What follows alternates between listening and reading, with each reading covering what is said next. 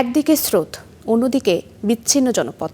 নৌকায় যেখানে মানুষের একমাত্র বাহন, সেখানে রাষ্ট্রীয় সেবার সবচেয়ে কাছের প্রতিষ্ঠান ইউনিয়ন পরিষদে ঠুকছে নানা সংকটে। ফলে চর দ্বীপচরের মানুষের জীবন তাই এখনও ভাসমান। নদীর স্রোতে যেমন তাদের বসতি ভাঙে, তেমনি সেবা পাওয়ার আশাও ভেঙে পড়ে বারবার। ব্রহ্মপুত্রের চরাঞ্চল ঘুরে এসে স্থানীয় সরকার ব্যবস্থার নাজেহাল চিত্র তুলে এনেছেন হেদায়েতুল ইসলাম বাবু। ক্যামেরায় ছিলেন আতাউল হক সাগর।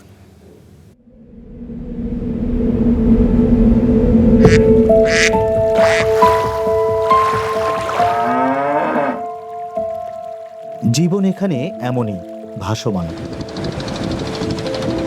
ছেলে বুড়ো, শিশু থেকে তরুণ কিশোরী সবাইকে ভাসতে হয় ব্রহ্মপুত্রের জলে।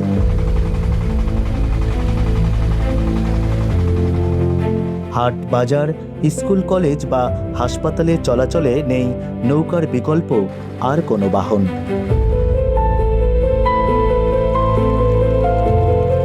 নব্বই বছর ধরে ভাসমান এক জীবনের সাক্ষী ফুলছড়ির গ্যাদা মণ্ডল। ব্রহ্মপুত্রের ভাঙ্গাগড়ার খেলায় ভূমিহীন এই মানুষটির মুখ জুড়ে স্পষ্ট হতাশার ছাপ। বৈঠায় ভর দিয়ে চরবাসীকে পার করে যা পান, তাই দিয়ে চলে তার সংসার। বয়স্ক ভাতা পেয়েছেন কিনা প্রশ্ন করতেই জানালেন তিক্ত অভিজ্ঞতার কথা। কাঠ পাইছিলাম, সময় দেয় না। কথা বলছে কি পাইছিলেন? এই যে প্রতিবেগী নাম দিয়েছিল। হ্যাঁ, প্রতিবেগী প্রতিবন্ধী ভাতা। হ্যাঁ। বয়স্ক ভাতা পান নাই? না।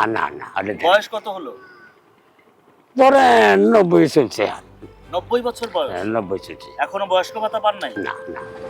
গাইবান্ধার দুর্গম চর দ্বীপচর নিয়ে ফুলছড়ি, এরেন্ডাবাড়ি, ফজলুপুর, গজারিয়া, হলদিয়া, কামারজানি, মোল্লাচর ও হরিপুর ইউনিয়ন সহ 9 ইউনিয়ন পরিষদের কোনোটিরই নেই নিজস্ব ভবন, তাই মেলে না কোনো সেবা।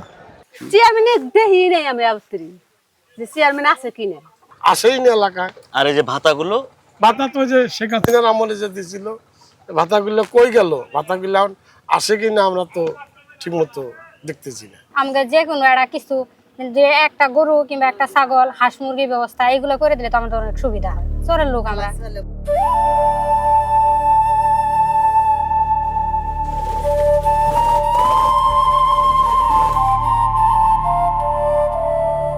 চরে ঘুরতে ঘুরতে চোখে পড়ে মহিষের পাল। মালিক ফুলছড়ির হাইপোতালি শোনালেন 4টি মহিষ থেকে দিন বদলের গল্প। মহিষ লালন পালন করেন কতদিন হলো? নিম্ন 10-15 বছর। 15 বছর হলো মহিষ লালন পালন করেন? জি। কতগুলো মহিষ আপনার? এখন 2 মাস জানেন 30-35টা। 35টা বিক্রি করছি, তো বিক্রি করে জমি নিয়েছি, 30-35টা আছে। চরে গবাদি পশু লালন পালন ও কৃষিতে ব্যাপক সম্ভাবনা থাকলেও ইউনিয়ন পরিষদ বা সরকারি প্রতিষ্ঠানগুলোর তেমন কোনো সহায়তা না থাকায় হতাশ তিনি। তো আপনাদের যে ইউনিয়ন পরিষদ আছে বা চেয়ারম্যান মেম্বার আছে বা প্রাণী সম্পদের লোকজন আছে, তারা কি কোনো সাহায্য করে? না, তো নিজেরাই ওই রংপুরও যাওয়া লাগে, গাইবান্ধা যাওয়া লাগে। অবশ্য ফুলঝুরি কতগুলো কাজ হয়, ভালো হয়। কেন যাওয়া লাগে? কি হলে? এই অসুখ জ্বর টর হাবি জাবি হলেই যাওয়া লাগে। আমার এখান থেকে ডাক্তার নেই।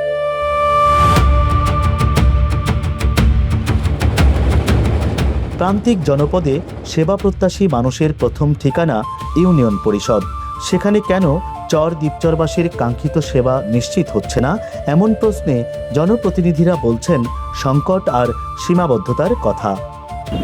আমরা যে স্বাধীনভাবে যে একটা যে কাজ করা বা আমাদের যে এখানে যে চাহিদা, সেই চাহিদা অনুযায়ী যে একটা বরাদ্দ যে সরকার আমাদেরকে দিবেন, সেটা তো হয় না। আমি যদি আমার ইউনিয়নের কোনো একজন ভালো গরিব মেধাবী একজন ছাত্রকে যদি আমি সহায়তা দিতে চাই, সেই সহায়তাটুকু আমি আমার ইউনিয়ন পরিষদের পক্ষ থেকে দিতে পারি না।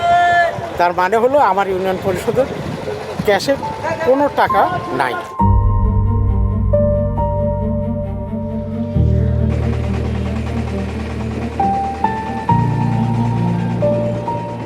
চর জাগে, চর ভাঙে, মানুষ আবার ঘর বাঁধে, কিন্তু তাদের জীবন যেন আর ভেসে না থাকে শুধু নদীর স্রোতের সঙ্গে। সেটাই চাওয়া প্রান্তিক মানুষের। হেদায়েতুল ইসলাম বাবু, স্টার নিউজ, গাইবান্ধা।